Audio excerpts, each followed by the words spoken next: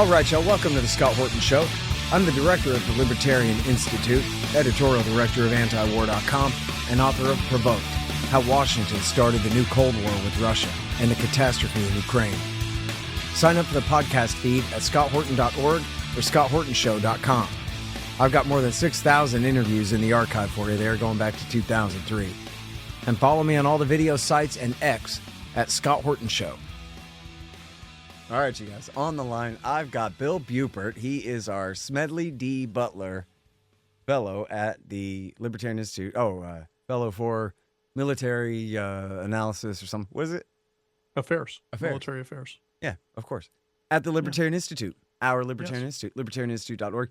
And he hosts these two really great podcasts, Chasing Ghosts, which is all about how stupid counterinsurgency warfare is. You know, to sum it up and put it mildly. Yes. And then also the new one, War Notes, which is broader critique. He's a former Army officer and spent some time in Afghanistan and liked my book, Fool's Errand, so he must know what he's talking about. Welcome back to the show, Bill. How are you? Oh, I'm doing great, Scott. And as I mentioned to you before, your book, Fool's Errand, I mean, you nailed it. There's I couldn't find anything in it that was wrong in the broader perspective, because every year you had a new general officer arriving in country, put his hands on his hips, said, "We got this," and he didn't. And they did that 20 times. Yep. It was amazing. What a ridiculous thing. I need to reread that book. In fact, I'm going to. You know, when I have to go back to it for looking for a certain thing or whatever, I always go, yeah, this is pretty good. It's a very good I'm not book. too often disappointed in it, so there's little places where I made a mistake that I've issued corrections, but just small ones. None that changed the story. Yeah. All right, so listen. Well, speaking of Afghanistan, I don't know if you know this funny story. Hell, I may have already talked to you about it, but good old Andrew Bacevich. He must be nice and retired. I hadn't heard of him in a minute. Co-founder of the Quincy Institute and all that, of course, a former Army colonel. Son died in Iraq War II, which he had invade against in the papers and in the press. He did a kind of symposium at one of these think tanks in D.C. where they had all the pro-coin, Petraeus and McChrystalites. This is right in the era of the escalation of the Afghan war in the early Obama years. And you know how some of these things, they'll have a token opponent to come up and say why everybody's wrong, you know? Indeed. Like Peter Schiff at the Realtors banquet in Las Vegas in 2006. So in this case, they said, okay, well, we're going to bring on our naysayer. Our naysayer is going to be Andy Bacevich. So come up here, Colonel, and tell us why we're all wrong. And so then he proposes that we invade Mexico and install good men and fight a massive counterinsurgency campaign against the native population who resist us in the name of wiping out and also in conjunction with wiping out the drug cartels and all of this stuff. And the fact that it's our neighbors, but it's essentially somewhat different civilization from ours down there and all of that. Notwithstanding, like, we're just going to put the right viceroy in charge and we're going to remake Mexico the way we want it to be. And so, and in fact, I think the way he said it was he proposed exactly what they were saying for Afghanistan. And then he was saying, yeah, Mexico, that's where we need to do this, right, guys? You know, this would make perfect sense, if you overlay it with y'all's claims of the problem that we're trying to fight and how we're going to fight it. And then I'm not explaining it that well, but the point of the thing was nobody in the room thought that we should apply the Afghanistan model to Mexico. But then if they didn't think it would work in Mexico, why would they think it would work in Afghanistan? The whole thing is completely stupid.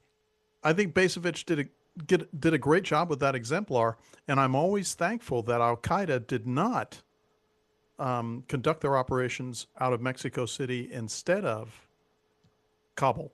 and where they were hosted by the Taliban, because the logic you and Basevich just portrayed would have driven that drive into Mexico. Yeah, I mean, and W. Bush already was the one who insisted that Vicente Fox militarize the drug war and make everything 10 times worse than it already was down there. Look, Um, there's nothing a government can't do that doesn't make things worse when they step in, whether it's large or small. yeah. You know, a friend was asking me for this recently, and I swear I'm right about this, but I could not find it anywhere. Um, I don't know what's wrong with my cross reference of how I think about this footnote that makes it incorrect, but I could have just sworn that it's a New York Times article. It's about the DEA. It focuses a lot on El Paso and their war there, and has DEA agents explain to the New York Times that, yeah, it's ironically funny and interesting that when we arrest the top leader or kill the top leader of the cartel, it causes all this terrible violence as all these captains all fight for power and all these innocent people get caught up in it and all this. And like, oh, well, but that's the job. And so we're going to keep at it. And then I swear the way I remember it was the DEA agents themselves are the ones describing to the New York Times that, what it used to be was you had these guys, they were like the Jimmy Buffett characters with the open shirt and the private plane and the good time, the beer with the lime, having a Yep. good time flying cocaine in from the Caribbean somehow, getting in there from Latin America that way. Then they clamped down on that. So they tried boats. And then they clamped down on that. So then they started trafficking all the cocaine across Mexico. Of course, the cocaine isn't made in Mexico, right? It's all made further south from Mexico. But it was the DEA that had forced the situation where now they have to rely on these land routes. So now you have these massive criminal cartels that were built up just to traffic to like literally just deliver the cocaine across the length of Mexico to the American market. And then W. Bush comes and demands that the army down there does something about it. So, Which is impossible. yeah. So now let's talk about that, because I read a real smart thing by Fred Reed one time where he goes, oh, let me introduce you to the Sierra Madre Mountains that apparently you don't know anything about, but you think you're going to tame the people there. You're wrong about that. So I wonder, I mean, I don't know too much about Mexico. Like literally, I've been there a couple times, but just on the outskirts. So what do I know about it? But I don't know what it would look like, but I bet you have a better idea what it would look like. And they're talking about this, calling out the drones, calling out top sure. tier and second tier special operations forces to go in there. And Bill, I know you've heard this one before. Get the bad guys, man. It's funny that you say that because sometimes people will say, hey, I want to be a cop. And I say, why? And they'll say, I want to go after bad guys. And I say, the only way you can do that is to be in internal affairs. Then you'll be able to go after bad guys. Otherwise, you won't, because those are all government creations of bad guys. So episodes 58 and 59 on Chasing Ghosts was a Mexican cartel conundrum, war without end, both parts, in which I talked about this because initially, I guess it was a month ago, where they said we are going to designate the cartels as terrorist organizations. And that comes with presidential prerogatives that you wouldn't ordinarily have if you simply said it's going to be a war on criminality. When terrorism, as you very well know, because you've written the books on this, all of a sudden it opens the government's capability and employment portfolios to very dastardly and gruesome dimensions. You have the enhanced interrogation and the torture protocols of the early 21st century that were employed in our war on terror during, that you and I are so accustomed to studying in Iraq and Afghanistan and everywhere else that it's gone. But what the French learned in Indochina and in Algeria, which was considered part of metropolitan France, starting in 1831, and then with the disastrous withdrawal in the 1950s, is that they employed torture back then. And torture not only corrodes the soul and makes a person bad who is doing the torture along with the tortured, but it really twists into knots the morality play that is government and allows them to expand their anti-human crusade to a greater degree. But getting back to what we're talking about here, if you make war on the Mexican cartels, you declare them terrorist organizations, and you start to employ paramilitary, military, and law enforcement assets down there, you are making war on the Mexican government, whether you acknowledge that or not. And that's going to happen in two ways. The first permutation is that you're making war on the Mexican government because you will have bases down there, you will have permissions that are going to be needed to go in there and use military force against Mexican citizens or maybe Central and South American expats who may very well be there. And then, second of all, when you're making war on them, you have to make that assumption about the Mexican government because no one knows who's on the payroll. No one. As a matter of fact, north of the border, how many folks are on the cartel payroll, whether consciously or unconsciously, in government organizations and private organizations. And if there's anything we know about the cartels, and if there's anything that you and I, as Austrian economists, know about black markets, when those black markets are there and there's a lot of competition, whether it's a monopoly or a monopsony, what's going to happen is violence is going to ensue. There are no alcohol cartels. There are no cigarette cartels that are fighting in the streets or have human trafficking or bringing all this stuff across the border because those things are legal, even though my preference is decriminalization when it comes to that. But that sort of puts a tamper on the violence when you legalize it and then it's regulated. Again, not something that I would want to do because I'm in favor of decriminalization, but maybe it's better than the violence we're presently seeing with this. But here is the second and third order effects of this. You know that I'm fond of saying that Newton's third law is a stone cold motherfracker and that it dominates human existence, especially when it comes to military violence in a way that few people can comprehend unless they've been on a two-way range. Imagine the reach of this cartel that is not only delivering these goods, whether it's bulk marijuana or not so bulky cocaine and everything in between to include fentanyl. They have very sophisticated marketing networks, logistics warehouses, warehousing capabilities, real estate.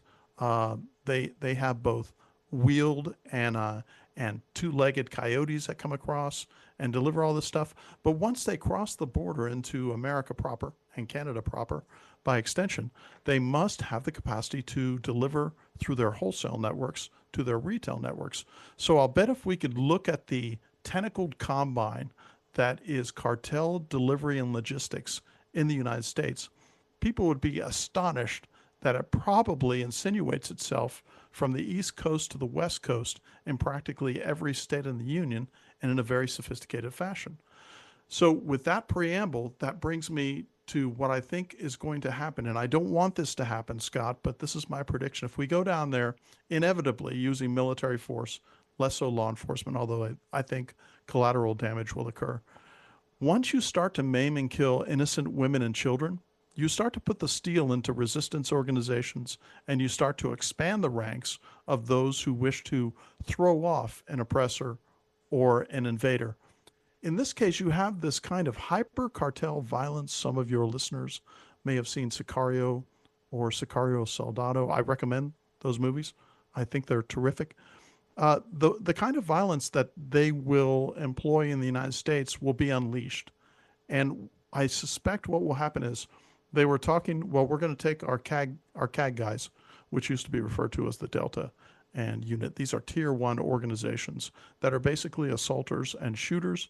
All the military forces and departments in the American DoD have one. CAG, Delta, is probably the premier assaulter and shooter organization that we have. They can go down there and they can mess things up and they can kill people. They can break things. They can do the rendition activities, which is a fancy word for kidnapping. And they can do all that. Here's what the cartels are going to do. The cartels are going to go after families. They're going to go after the soldiers' families. They're going to go after law enforcement families. They're going to go after the families of the politicians. Did I leave out that when they get the opportunity to target the actual shooters, assaulters, law enforcement personnel, they're going to do that. They're going to do all of these things because this is what they know. This is their wheelhouse to respond to warring factions within their own black market. And when these interlopers come in and do the same thing, it's just going to be disastrous. Well, and this has not been our highest priority on the show, but we have covered it, and certainly I know that this has been in the news over the years, where some of these cartels are absolutely vicious and even comparable to bin Ladenites in their Yes. terrorism against innocent civilians. Can you talk a bit about that? Oh, you bring up such a great point. If you don't mind, I know you like the phraseology bin Ladenites. I'm simply going to call them Islamists. The secondary functionality of the cartels has been human trafficking, because what they did is they said, hey, there's a business opportunity here. We have been shuttling drugs into the country for decades, and we've been shuttling wholesale bulk drugs like marijuana in, which led to them saying, what capacity do we have to bring illegals in? So they have. Other than Mexicans, OTMs account by some measures, and I think it's impossible to get a really good count on this, Scott, but let's call it 10% for easy math. So if it's 10% of a million, that's 100,000 people. If you have 20 million people passing over the border, that's 2 million OTMs.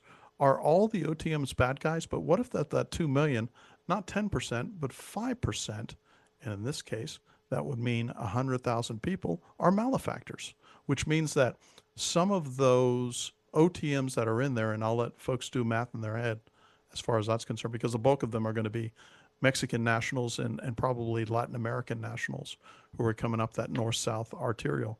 But how many of those involve work with triads in Asia, work with Middle Eastern drug cartels, work with the wholesalers, probably not the retailers, but the wholesalers of opium in the Taliban and the tribes in Uzbekistan and Pakistan and places like that? How do they get their product into the country along with their personnel?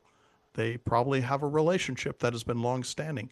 So what you're mentioning is sort of like the secondary effect, which is not only will the cartels respond with their indigenous soldados and sicarios, but they will have already over the years shuttled in probably, I would estimate, thousands, if not tens of thousands, but we'll roll with thousands of Islamist sleeper cell members into the country, scattered from the East Coast to the West Coast, maybe Hawaii, maybe Alaska, and they're here. And I think that, as I mentioned in my Storming America podcast series, where I talked about what happened on October 7th, 2023, the Gaza incursion into Israel, what if that were supersized, upsized, and replicated in America Now, what makes over you a think that 3-day there's period of that time? Go many ahead. people? Go ahead. What makes you think that there's that many people here and following one chain of command, ready to strike in concert? So this is sheer speculation, because how do you get the evidence of that? For instance, how would I get the evidence of the exact numbers for the drug trade coming in, things Well, like I that? mean, you could have some But strong indications. I don't know. I would rather assume worst case scenario, and the worst case scenario that I'm assuming is that over a 10-year period of time, 10,000 members of Islamist cells are here, ready to be clacked off on a given day. And the worst part about this kind of fight is that it wouldn't have to be organized. This could be fire and forget. What happens is they're on a cell phone network, and they have cell leaders, over 100 men, which has 10-man teams, but one cell leader.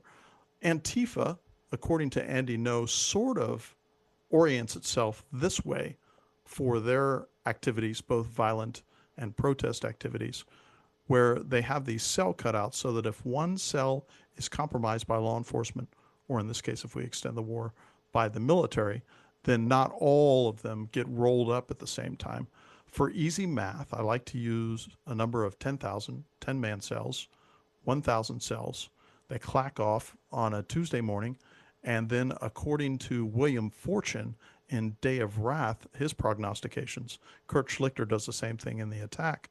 What happens over a 3-day period of time is that on the first 24 hours, they hit malls, they hit schools, they hit those kind of things. Second 24 hours, second day, they would hit residential areas. Third day, they would hit infrastructure targets. And each time the government's a day behind, because on the second day, the government's protecting what they assaulted on the first day. On the third day, the government's protecting what they assaulted on the second day. You will have tens of thousands of dead Americans. You will have hundreds of thousands maimed and killed if this happens. And I really do think that this is a matter of when and not if that it is going to occur. And by the way, if you want to fast forward this, go to war with Iran and watch what happens. But, and you had just mentioned, Scott, you said command and control. There's no command and control here. What you do is you have these guys in a 10-man cell who on their cell phone, when you get a 0-day call that says go into action, they take whatever small arms they may have, could be ARs, could be Kalashnikovs, could be M16s, along with grenades, explosive devices, V-beds, I-beds, whatever the case may be. And they go, and their instructions are, you will do as much damage and killing as you can until you are unable to continue or dead. So it's fire and forget of these 1,000 cells. Yeah. I mean, can you imagine what the aftermath is in 72 hours? Yeah. Hang on just 1 second for me here. You guys, I'm so proud to announce the publication of the Libertarian Institute's 14th book. It's Israel, winner of the 2003 Iraq Oil War, Undue Influence, Deceptions, and the Neocon Energy Agenda by Gary Vogler, former senior oil consultant and deputy senior oil advisor for U.S. forces during Iraq War II. Remember how I wrote in Enough Already about how Ahmed Chalabi sold the neoconservatives on a plan to rebuild the old British oil pipeline from Mosul and Kirkuk, Iraq to Haifa, Israel, if they would only get the United States to overthrow Saddam Hussein for him? And how they bought it because they are as dumb as they are corrupt? Well, Gary was there. As senior civilian consultant to the DoD and Iraqi oil ministry, he had a unique window and experience witnessing the Pentagon neocons and their machinations on behalf of Israel before and during that war. And it turns out that even though they did not get their pipeline, as Vogler demonstrates, the neocons and their Likudnik bosses figured out an effective plan B anyway. You are going to love Israel, winner of the 2003 Iraq Oil War by Gary Vogler, available everywhere. Check it out along with our other great books at libertarianinstitute.org/books. Hey, y'all, let me tell you about Robertson Roberts Brokerage, Inc. Nobody trusts the U.S. dollar anymore. Foreign governments are stocking up on gold instead of $100 bills. One, they know they need to, and two, that means you need to too. Interest rates are up, but for some reason, not much for savings accounts. Park your money there and watch Uncle Joe Biden just counterfeit its value away.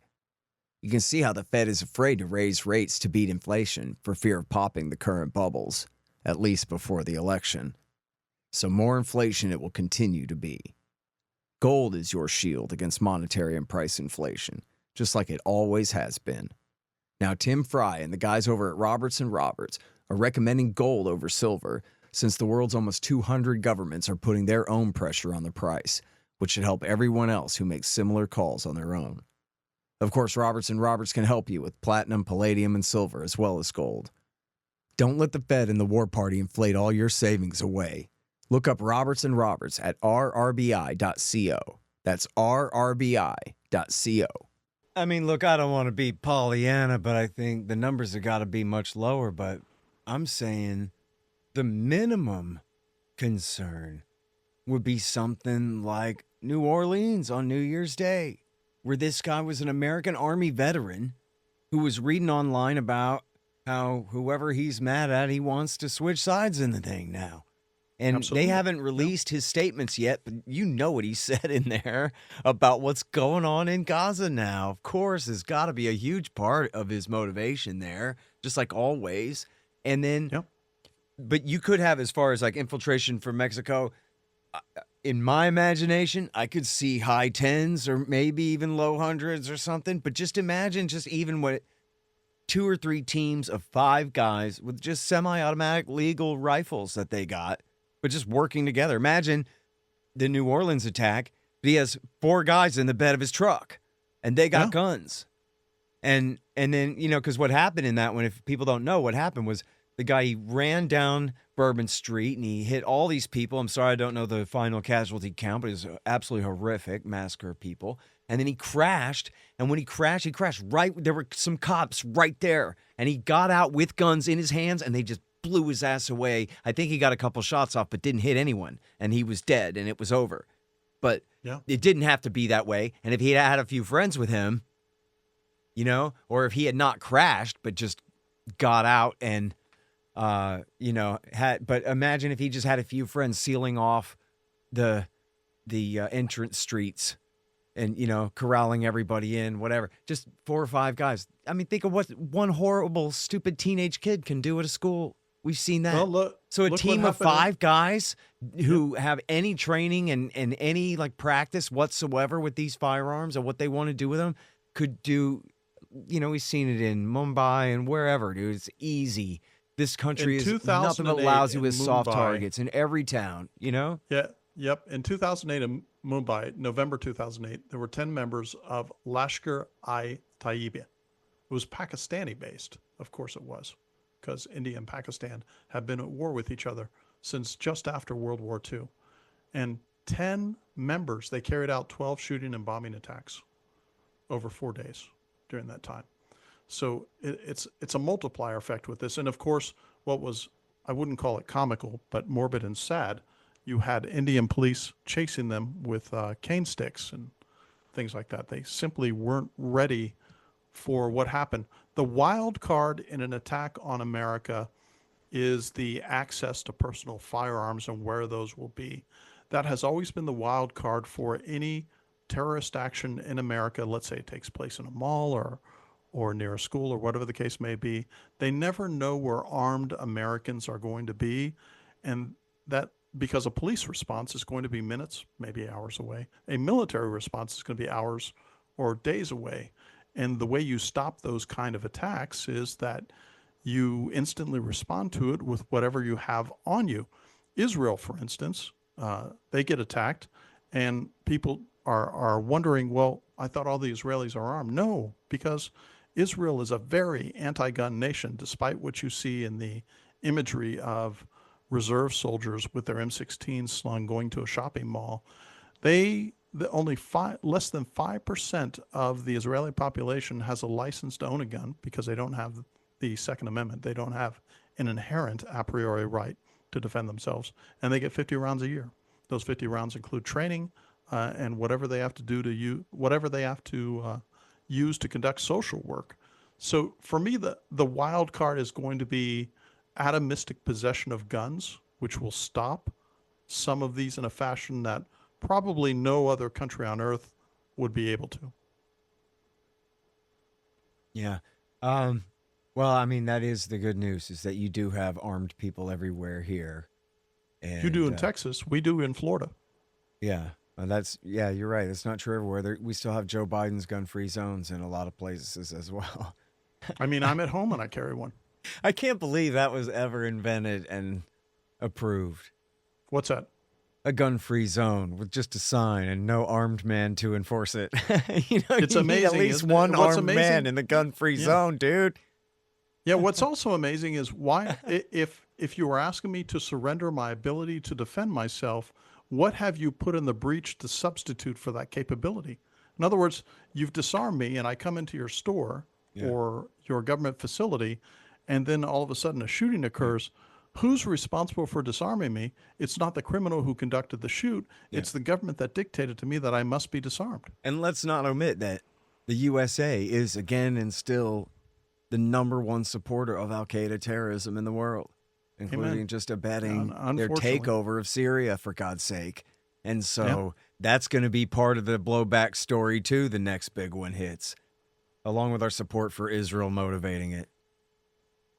Well, I think the Shia have traditionally, the Shia being a smaller minority, but the Shia-Sunni rivalry being informed by the Saudi Wahhabist Sunni, making it their business and their mission in the Middle East to do everything they can to make trouble for, mischief, and eradicate the Shia Crescent. For the first time in our history, I think we may have the Shia so rattled, upset, and angry that they may conduct extra contiguous attacks. I have no doubt that if America is foolhardy enough to invade Iran, and I wrote on that in I broadcast in a recent episode concerning the Mountains of Madness of what it's going to be like if the military goes into Houthi land, which is Western Yemen, and how bloody mountainous it is. And the fact that Iran, when you look at a relief map, everybody should take the time to do this. All your listeners should do this. Yep. Look at a relief map of Yemen, look at a relief map of Iran, and you will find incredibly mountainous terrain. So it will be very militarily difficult to best it. Yep. I mean, see, I'm so old now, but this was a cliche back in the W. Bush years when they were so often threatening against Iran, that Iran is 3 times the size with 4 times the population and mountains instead of flat deserts. So forget it. By the way, here's something that I thought I learned a long time ago that I want to make sure I'm still right about. I said this the other day on somebody's show, that the way I had learned it was, for America to wage an effective air campaign of any kind, you need to send in tens of thousands even, or at least thousands of SOCOM guys to put laser designators on the anti-aircraft for the initial wave. And so there is no air war without also a special operations war. And then back to step 1 and step 2, 3 times the size, 4 times the population, and also step 3, mountain ranges. This is where, is that really right that that's how it would have to be? And that's why it's such a absolute deal breaker? Because having been a guy who has been trained and employed GLID, which is laser guiding of munitions from aloft and brought them down, that has become late 90s and early 21st century technology. There's 2 parts to this. There's a mission called SEED, which is suppression of enemy air defense, and we have wild weasel platforms that it would be a modified F-18 or whatever they're going to employ to do it, that goes in there, and when those air defense modalities are squawking and making noise and having emissions, they go in there to blow a corridor through all of them. So that can be done without troops on the ground to actually blow the corridor. Then you could blow the corridor, and then your strike packages go in, and they deliver the goods, and they have to escape. Now, for primitive, relatively primitive, because I stopped using the term near peer recently, for primitive third world countries in which you're doing that, maybe you could get away with that. But I'm here to tell you that when it comes to tackling Russia and China, because of China's A2AD, their aerial access, aerial denial missile frameworks that they have there, those strike packages, by the way, when a carrier sends aloft a strike package after you have the combat air patrol and the barrier combat air patrol, think of 2 flying perimeters around the carrier flotilla, you're lucky to get 10 aircraft in that strike package to include your SEED package, your wild weasels that are going to blow that corridor. Imagine you've got this entire carrier flotilla out there to send in probably 10 minus aircraft, of which maybe a half dozen will deliver ordnance, and they've got to get back. The point that I'm making is that when it comes to a peer conflict with China or Russia, a lot of them simply aren't going to make it back because of the thickness of the air defense. Mm-hmm. And the reason why I'm saying that this is very problematic now too is that you have the U.S. Navy saying, we're in this Red Sea kerfuffle with Yemen. We're at the I think it's Al Dabib or something like that. I'm probably mispronouncing it, but it's that narrow choke channel just at the southern edge of the Red Sea that the ships have to pass through, over which the Yemenis, the Houthis in this case, have tremendous missile advantages. So what they've done is the Yemenis, who have no navy to speak of, Scott, have literally dictated terms for the U.S. Navy, allegedly one of the peer surface navies on Earth, on where they can go and where they can't go and how they can do it when they're not under fire and they don't have a navy.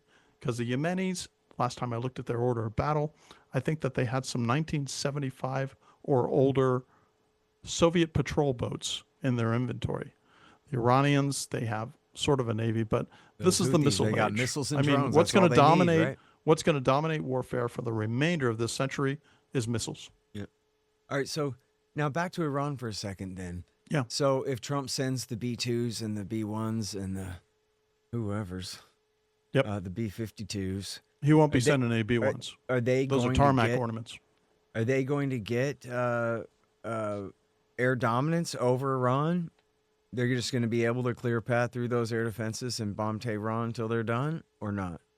In my estimation, no. And it's funny you use the term air dominance And because go we used to ahead and use, insult the B1 again because I didn't quite pick up what you said there. oh, the B-1B, it's called the Bone. It's the one that has the scissor wings. Mhm. You can look it up. They have a really tough time going aloft, really cruddy maintenance standards, and they've been a mess. It's the reason why the B-52, last one came off the factory floor in 1962, had its shelf life doubled from 50 years to 100 years because its successors, which would be the B-2 Mm. and the B-1B, are simply not up to snuff. I have And a friend who was a go B1 ahead. pilot in What's that? Afghanistan, actually. Say that again, Scott. I have a friend who was a B1 pilot in Afghanistan Okay. and then I kind mean, of got with remember us on flying phone in calls. Afghanistan, it's not contested airspace. Right. You just use the phraseology air dominance, and air Yeah. dominance means there's three permutations of that. Air supremacy means that you just own the air. Air superiority means that in certain sectors of the air you own the air. Air dominance is sort of like a fuzzy halfway point between the two, but air dominance in this missile age, in which you can have third world countries like Yemen, maybe supplied by Iran, maybe supplied by Russia, and the more sophisticated peer nations like Russia and China. When it comes to air dominance, I don't think anybody really has it anymore. As a matter of fact, I would be so bold as to say that the era of manned combat aircraft is over. I would certainly say that the era of manned tanks is over. And this is where I'm really putting a turd in the punch bowl. I think that carriers are the crossbow and chariot of the 21st century. What a tremendous waste of resources, money, blood, treasure. I mean, all 11 carriers that we have, I view them as future fish apartments in a war. Yeah. Well, oh man, there's so many different subjects here to tackle. But sticking with the threat of the war with Iran, since I Yeah. guess that's what's coming up here. What's your assessment of how stealthy is stealth, the F-35 and the B-2 and all this? Because I actually was too busy with other things and I didn't take a good look at it. But I know that Israel bombed Iran recently, they said with F-35s, and they got pretty deep into Iran and Iran couldn't do anything about it. Did you take a Uh, deep look at that? yeah, I don't buy any of it. And the thing is, stealth is very fashionable, but any long wave radar that you have out there, and these are very large facilities, but they have a lot of reach. You can detect that radar cross section that it has. What stealth tries to do is not only does it try to take angles off of an aircraft so it can't be detected by shortwave radar or radar maybe on other aircraft or things like that, but it's trying to reduce that radar cross section to that of a bird or whatever the case may be. When it comes to long wave radar detection, stealth can't hide from that. And what stealth also does, in the case of the F-35s, is it means that all of your weapons complement must be in the fuselage and then released. And it obviates your stealth, by the way, once you release, because you're opening it up and you're creating angles and arithmetic that even some shortwave radars can detect. The Iranians have sophisticated radar sets. Now, of course, all these can be destroyed, but as far as the undetectability of B-2s and things like that, take a look at a map and look at where Diego Garcia is. Diego Garcia is almost directly south, probably, I would say, 10 degrees due southeast of Iran proper. All you have to do is have a guy with a radio or a cell phone or whatever, and he's watching the tarmac there. And when they leave, he starts a clock. And with that clock, he's going to give a rough guesstimation using airspeed, weather, things like that, of when its arrival will be. When its arrival will allow them to start queuing on vectors in which they expect the B-2s to come. Because what you want to do is you want to cue it, which means that within a 90-degree fan, all of a sudden, I've got something. And then what I'm going to do is I'm going to try to triangulate with other radars to find out precisely where it is in airspace. And then we do something in targeting methodology. That is, I have a detection and declaration that I have to do. Detection is, okay, I've got something. A declaration is it enemy? Is it neutral? Is it an airliner? Is it friendly? They take that determination, and then they take the appropriate means to service that target when it comes. I am convinced that last April, Scott, when the Iranians launched that missile offensive, as it were, and cruise missile offensive, as it were, on Israel, that was a reconnaissance by fire. I think that what the Iranian military did is they went into all of their bunkers and they said, give me your oldest lot numbers on all of our missile tech, even the loud missile tech, even the emissions burdened missile tech and stuff that just isn't too sophisticated, so that they could send those aloft, have people on the ground there who would make these assessments. What time did they come in? What time did they react? What reacted to them? How fast did they do it? What was their reconstitution tactics, techniques, and procedures? How did they do their reloading? What did it do to their kinetic magazine levels and inventories, things like that? So you should never underestimate how savvy and a threat or enemy can be, because if you don't underestimate them, then you may just cover the worst case scenario. If you always assume that you're better than everybody else, you are going to leave yourself wide open for some very unpleasant surprises. Yeah. Well, on the diplomatic side of this, I really hope I'm right about this, but I just think that Trump is bluffing, that he doesn't want to attack Iran at all. This is just his opening card I hope you're before the correct. talks this weekend. And then we already know that the Ayatollah already wants to play ball anyway. He's been wanting to play ball since he took office in 1989. So I think, or at least since 3. Yeah.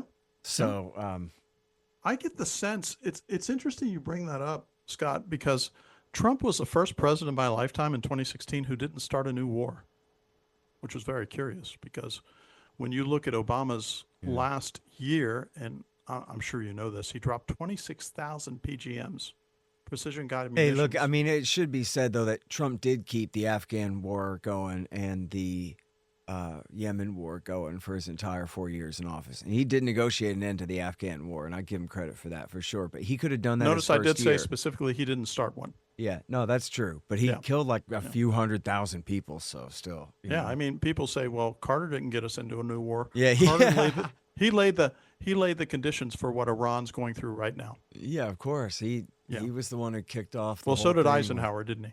with Iran, Afghanistan, and bin Laden and Saddam and everything. All of it. Yeah. All of it. All of Yeah. it. That's what Enough Already should be called. Enough Already. How Jimmy Carter ruined everything for everyone. All right. Well, listen, this is why I love your podcast so much. You're so smart and you got all these great takes, but also you talk the way people write instead of the other way around, which is really great. And I always enjoy learning all this stuff from you. And so I listen to your show every time I'm driving my truck. So that's pretty good. Well, you're very kind, Scott. I do the same thing. All right, Remember, you are probably I've been anti-war for a very long time, even when I was in uniform, as ironic as that sounds. But I remember listening to your interviews way back when. So, yeah. Very good. All right. Well, thank you for being part of the Institute, and thanks for coming on the show. Thanks for having me, Scott. All right, you guys, that is William, Bill Buppert. And he is at the Libertarian Institute, of course, libertarianinstitute.org, and check out his great podcasts, Chasing Ghosts and War Notes. Thanks for listening to The Scott Horton Show, which can be heard on APS Radio News at scotthorton.org, scotthortonshow.com, and the Libertarian Institute at libertarianinstitute.org.